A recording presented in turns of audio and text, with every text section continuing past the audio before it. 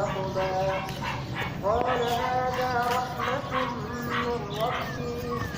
فإذا جاء وعد ربي جعله دكاء وكان وعد ربي حقا وتركنا بعضهم يومئذ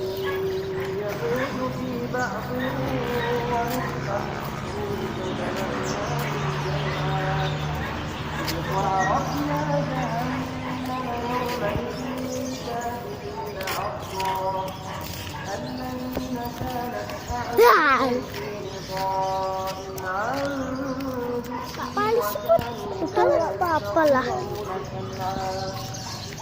أفحسب الذين كفروا أن يتخذوا عبادي من